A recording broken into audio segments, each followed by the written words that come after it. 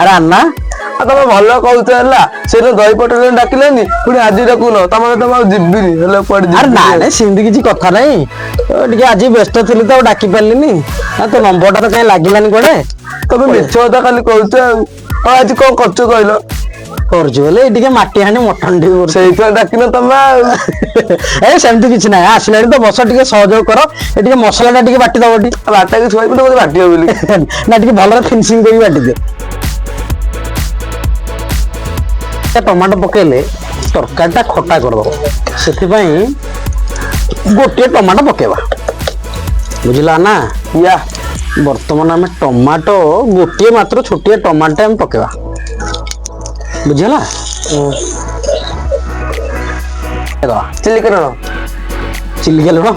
ଏ ସମୁଦ୍ର ଲୁଣ ସେମ୍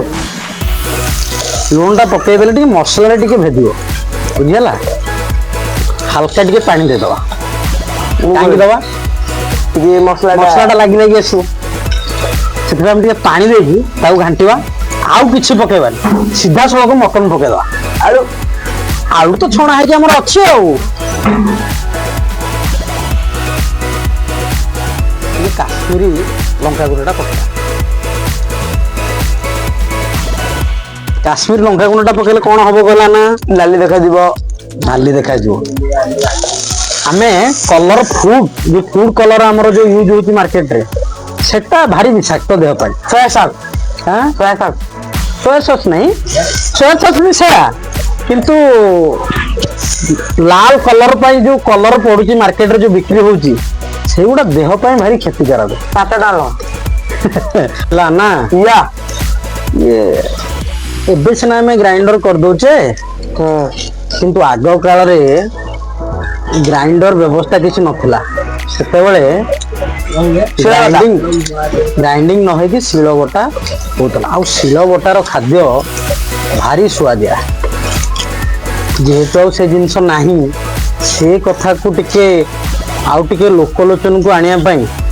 ଆମର ଇଏ ଗୋଟେ ଛୋଟିଆ ପ୍ରୟାସ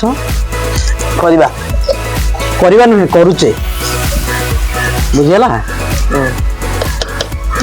ଦେଖ ମସଲା ବର୍ତ୍ତମାନ ବଟା ହେଇକି ପଡିଲା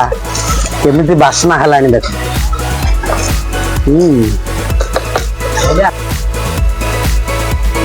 ବର୍ତ୍ତମାନ ବାଲୁଗାଁ ମାର୍କେଟରୁ ଖାସି ମାଂସ ଆସିଛି ଆମେ ବରକୁଳ ଇତିବାକ ନଥିଲେ ନାଇଁ ତାପରେ ଟିକେ ଏତେ ତାର କଟା ହେଇନଥିଲା ମୁଁ ଦେଖିଲି ବରକୁଳ ଇତୁ ପାଖକୁ ଯାଇଥିଲି କିନ୍ତୁ କଟା ହେଇନଥିଲା ତ ବାଲୁଗାଁରେ ମଧ୍ୟ ଏଠି ଭଲ ଖାସି ମିଳେ ବୁଝିହେଲା ଇଏ ଖାସିକୁ ପ୍ରେସର ଦବାକୁ ପଡିବନି ବିନା ପ୍ରେସର ରେ ସିଝିବ यार दाम होची 800 टंका किलो बुझिपारल तो ता माने एथुरु तमे बुझि पारुथबो जे क्वालिटी टा को भलिया थिबो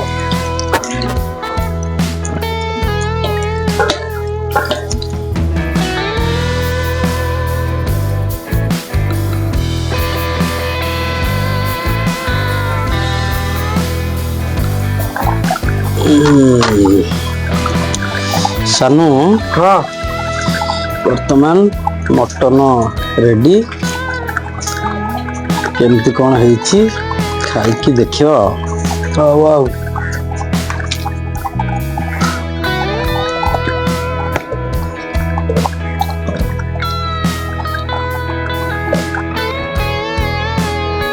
या एटा कंचा लंका पकेदा गोटा गुजराती छेचा है बास्ना टिके हाँ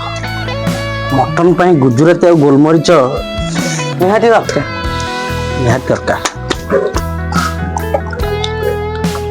जीरा गुंड पकई दवा तेणुक मीट मसला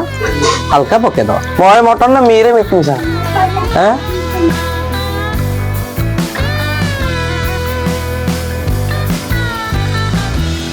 अरे अरे ये कौन पको अरे वो जानते ही ए गोटे रत्न स्वाद को जानते तमे टेस्ट तो जानते ना नहीं गोटे रत्न रो स्वाद अलग रहबो हां तमे जानते कोन देखो आनांग कथा कोन होउची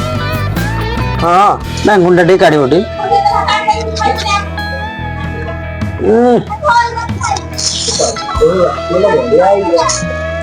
ए बेडू कंचा मात्रे बासना टेस्ट बासना ना बासुची बासुची ये माटी हांडी मटन ବୁଝିଲ ଆନା ହଁ ଇଏ କଡେଇ ଡେକଚି ପ୍ରେସର କୁକର ମଟନ ଆଉ ମାଟି ହାଣ୍ଡି ମାଟି ଚୁଲି କାଠର ଇଏ ସ୍ୱାଦ ପୁରା ନିଆରା ଇଏ ପୁରା ଦେଶୀ। ଆଳୁ ତ ଗଲା ସିଝି ସାରିଛି ମାଂସ ବି ସିଝି ସାରିଥିବ କିଛି ପ୍ରୋବ୍ଲେମ ନାହିଁ ଖାଇବା ଆରମ୍ଭ କରିବା ଆଉ।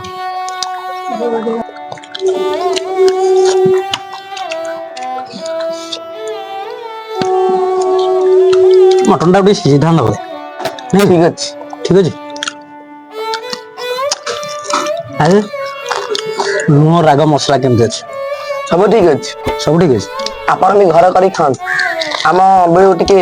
ଲାଇକ୍ ସବସ୍କ୍ରାଇବ ଟିକେ କମେଣ୍ଟ ଦିଅନ୍ତୁ ଆମ ଭିଡ଼ିଓଟା କେମିତି ହେଇଛି।